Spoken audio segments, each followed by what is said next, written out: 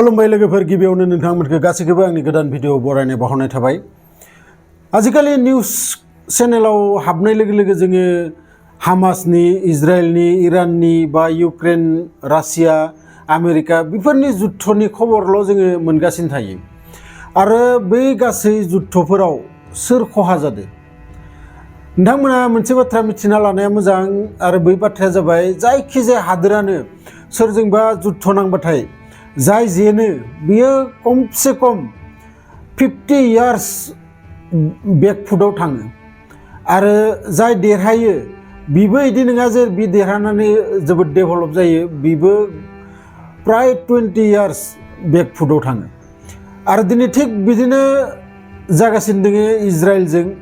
मानोना इजराइलाव मोनसे गावसोरनि सिकिउरिटिनि थाखाय अट'मेटिक आयरन ड्रन सिस्टेम दोङो, जायनि खामानिया जाबाय गुबुन हादोरा जुदि माबाफोर एटाक खालामोबा बिसोरखो गोजौखैजा, अब्ला बै आयरन ड्रना अट'मेटिक बिखौ गोजौआवनो गावख्लायनानै बिखौ डेमेज खालामो। दा नोंथांमोना मोनसे बाथ्रा आरोबाव मिथिना लानाया मोजां। मानोना हामासआ थांनाय 2023 आव 20,000 बेफोरबायदि रकेट एटाक खालामदोंमोन। आरो बे आयरन ड्रन सिस्टेमा अनलि फर गेदेर गेदेर मिसाइल, गेदेर रकेट बेफोरखौल' बिसोरो प्रटेक्ट खालामो। नाथाय ड्रन फिसा फिसा रकेट बेफोरखौ बै आयरन ड्रना केपचार खालामना लानो हाया।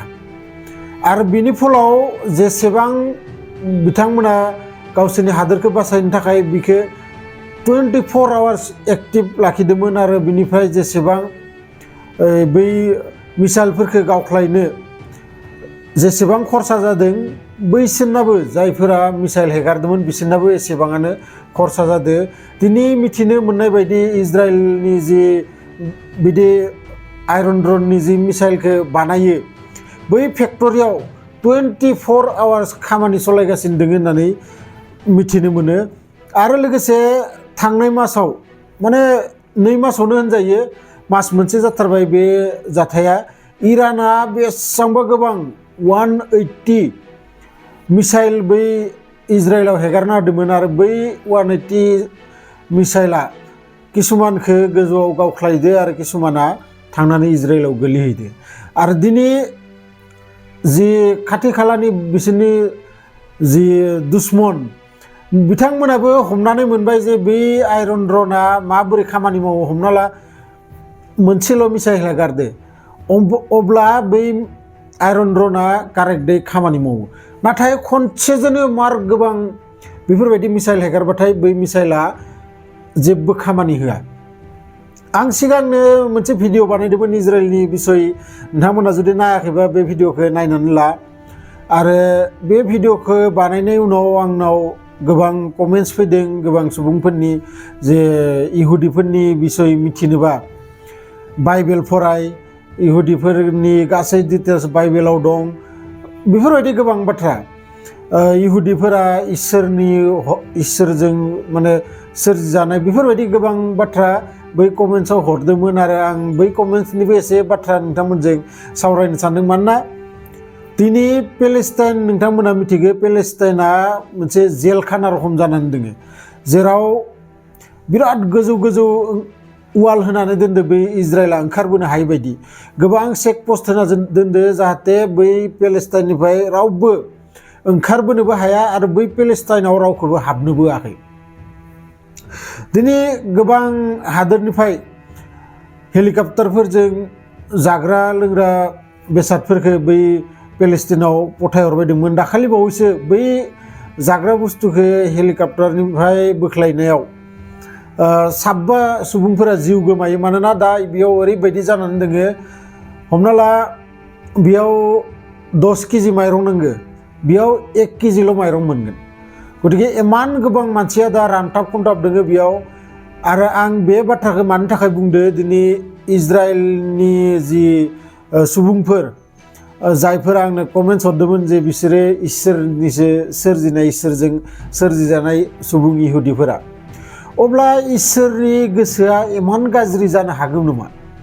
दिनै हामासा बिथांमोनखौ एटाक खालामदो हामासा बिथांमोनजों जुद्ध नांदो नाथाय बे जि बिथांमोननि पेलेस्टिननि जि जनसाधारन जि पाब्लिक बिसोर मादाय बिसोरखौ मानो बेफोरबायदि बन्दी बानायना दोनदो दिनै बिथांमोननि जि फेमिलिनि किसुमान सुबुंफोरा गुबुन गुबुन हादोराव थांनानै खामानि मावनानै दंमोन बा बिजनेस मावनानै दंमोन बिथांमोना ना दिनै फनजों रायलायनो मोन्दों ना बिथांमोना न'आव फैनो मोन्दों सोरबा सोरबाथ' बुङो जे जोंखौ हाबनो होबानो जाथारो जोङो थैबाबो जोंनि न'खरनि मानसिजोंनो जाहाथे ज' थैफानो मोनो आरो लोगोसे दा आमेरिकाया बे इजराइलजों हेफाजाब होफैदो आरो हेफाजाब होनाय लोगो लोगो मैयासो हराव इरानाव बिराद एयार स्ट्राइक खालामदो बे इजराइला नाथाय ओजा रुसआ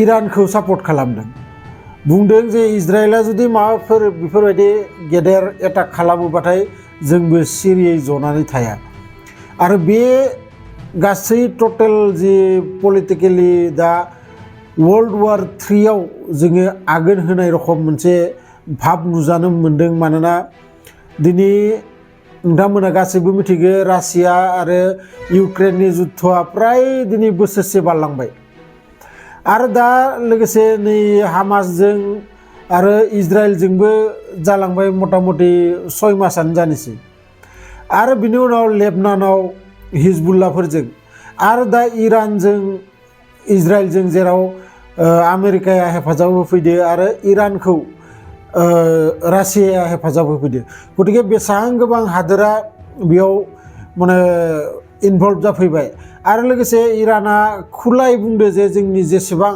मुसलमान हादोर दङ 57 काउन्ट्रि दङ मुसलमानफोरनि नोंथांमोना मिथिना लानाया मोजां मुसलमानफोरखौबो इमान खम साननाङा नाथाय बिथांमोननि मोनसे दाय दङ आरो बै दाया जाबाय बिथांमोना निजेनि सायाव फोथायनाय गैया रावबो बै हामासा बा बै पेलेस्टाइना सानो बिथांमोननि जि पाब्लिकफोरा सानो जे बिसोरखौ आरबा बा बै गासै खाथियाव थानाय मुस्लिम हादोरफोरा बिथांमोनखौ सापर्ट खालामगोन नाथाय सोर सापर्ट खालामदों बै हामासखौ जेब्ला एटाक खालामदोंमोन बेसेबां गथ' मानसि बेसेबां उन्दै उन्दै गथ' बेसेबां कुनु दुस गैयै सुबुंफोरा बेयाव जिउ गोमानो गोनां जादों आरो दा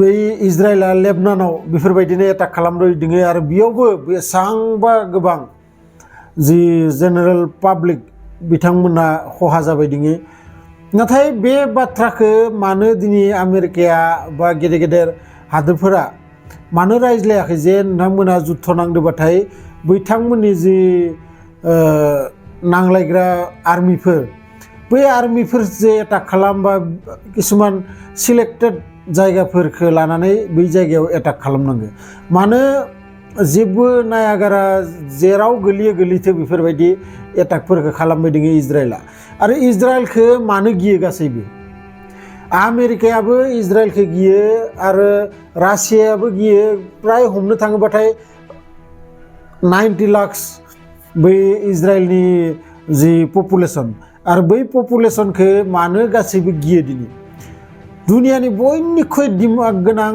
बयनिख्रुइ थाखा गोनां रायजोआनो जाबाय बै इजराइल आमेरिकाया जेसेबां डेभेलप जादों बै डेभेलपआव 50% आखायानो जाबाय बै इजराइलनि मानोना नोंथांमोना दिनै गुगोल कम्पानिखौ मिथिगौ बेसेबां गेदेर बेसेबां बिथांमोना दिनै उन्दुना थाबाबो माने फैसा फैबाय थायो ओरैबायदि माइक्रसफ्ट गासै कम्पिउटारावबो बे सफ्टवेरा नङाबाथाय जायानो गतिके बेफोरबायदि किसुमान ओरैबायदि गेदेर गेदेर कम्पानि दङ जाय कम्पानिया आमेरिकायाव एस्टाब्लिश जानाय आरो बै आमेरिकायाव गोबां टेक्स बिथांमोना होयो आरो बिनि थाखायनो आमेरिकाया सापर्ट खालामनो बाध्य जाथारो फेसबुक बा बेफोरबायदि गोबां गेदेर गेदेर कम्पानि दङ जायनि बिगोमाफोरा जाबाय बै इजराइलि गोजा आरो बिनि थाखायनो इजराइलिफोरखौ जोबोद गियो मानोना जुदि इजराइलनि जि बिगोमाफोरा बै गुबुन हादोराव थानानै बिजनेस मावनायफोरा जुदि फैफिननो गिरो अब्ला बै हादोरा गोबां खहा जागोन, गोबां लस जागोन, गोबां प्रब्लेम जागोन। बिनि थाखायनो आमेरिकायाबो सापर्ट खालामो, गोबां हादोरा बिदिनो इजराइलखौ गियोबो आरो सापर्टबो खालामो। मानोना टेकनिकेलि बा साइन्टिस्टैनो जाथो गासै दिगावबो बै इजराइला माने आग बारायनायखा, बिथांमोनजों रावबो पात्ता मोना। बिथांमोननि जि आर्मि सिस्टेम, नोंथांमोननो आं सिगांनि भिडिअआवबो खोन्थादो, बेयाव गासैबो, बेयाव प्राइम मिनिस्टारनि फिसालायानो जाथो बा प्राइम मिनिस्टारनि फिसाजोआनो जाथो, बै हादोरनि रुला जाबाय गासै हौवा मानसिफोरा बोसोरथाम आर्मियाव हाबथारनांगोन आरो जेसेबां हिन्जाव मानसि दोङो बे हिन्जावफोरा बोसोरनै आर्मियाव ट्रेनिं लाथारनांगोन। आरो बिनि थाखाय इजराइलखौ गियो, मानोना इजराइलाव गासैबो आर्मि बुंनो थाङोबाथाय। आरो बिदिनो बे जुद्धआ मब्ला मा जागोन दालागै खुनु सঠিक जेबो रिजाल्ट गैया। बे जुद्धआ नांलायगासिनो दङ आरो खोनानो मोननाय बायदिबाथाय इजराइला आरो गेदेर एटाक खालामगोन इराननि सायाव। नाथाय इजराइला बयनिख्रुइ सिगां हामासखौ धंस खालामनांगो। हामासनि आखायाव गोबां बै इजराइलिफोरा किसुमान बन्धक जानानै दोङो, जायखौ दासिमबो इमान गोबाव जुद्धनि उनावबो सासेबो इजराइलि बिथांमोना सख'नानै लांनो हायाखै। आरो लोगोसे दा हिजबुल्लाहजों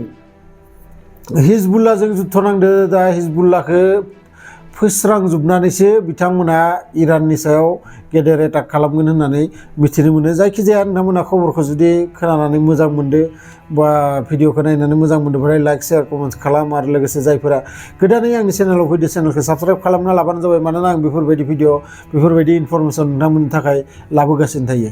लोगो मोनगोन बिदिनो मोनसे इन्टारेस्टिं भिडिअ लानानै नेक्स्ट भिडिअआव। गोजोन्थों।